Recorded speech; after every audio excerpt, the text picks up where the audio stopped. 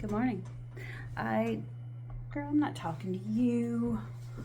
This little puppy, she's so needy. Mwah. You're needy. You're needy. You're so needy. She could just stay right here. Okay. Is that all you need? No, that's not all. You need more? You're so lovey. Okay. Can you get over here, though? Can you get right there? Okay. I'm going to show you my soap. Why am I wasting time with the dog? Okay. I started cutting it before I thought about recording it. Isn't that pretty? This smells good. That's all I can say. If you like roses, and you like the smell of books, like an antique bookstore, the smell of the pages of an old book, and the smell of old roses, like an antique rose, like an old-timey rose smell with an old-timey book smell. That's what this smells like. It doesn't smell like rose, just plain old rose. It's called Eau de Rose because it is. It's like it's beautiful. It's just beautiful. It's got a lovely smell. And a very pretty top. Isn't that cool? I love them.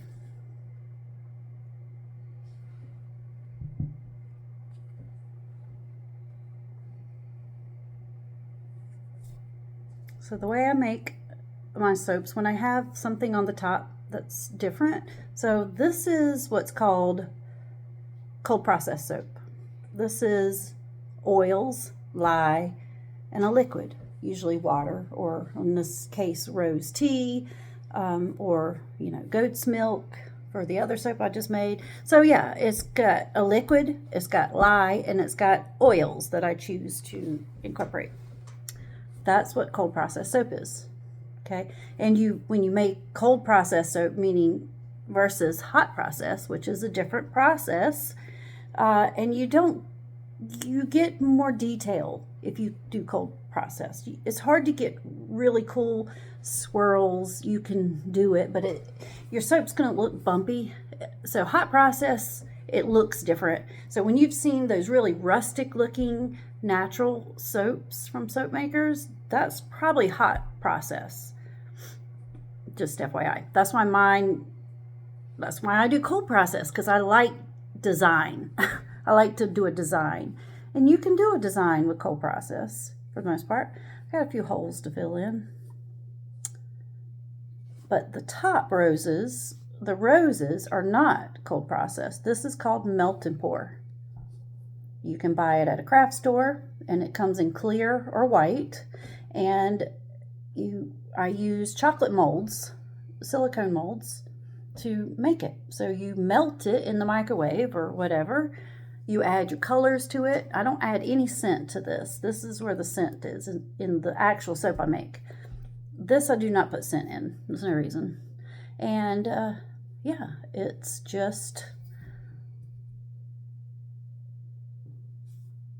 for decoration.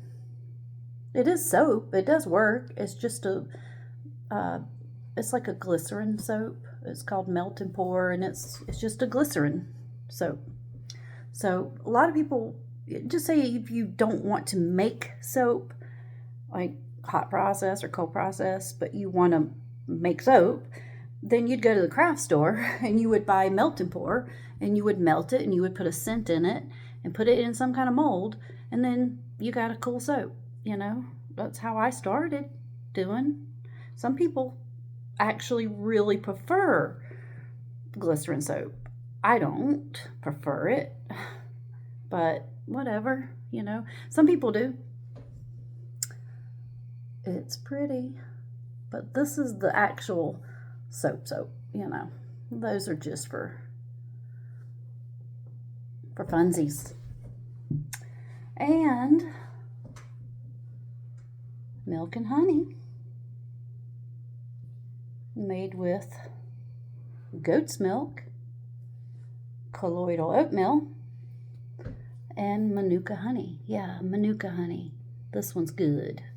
I do use Manuka honey in 2 different soaps I make, and I don't know why. I probably should stop, but it is label appeal, but it ain't worth it for the money that the Manuka honey costs, so I'll probably eventually stop doing Manuka when I run out.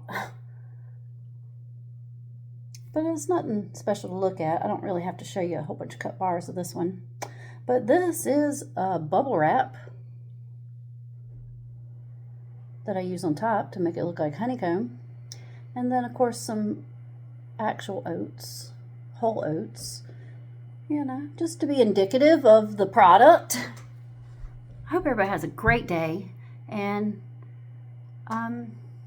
stay clean.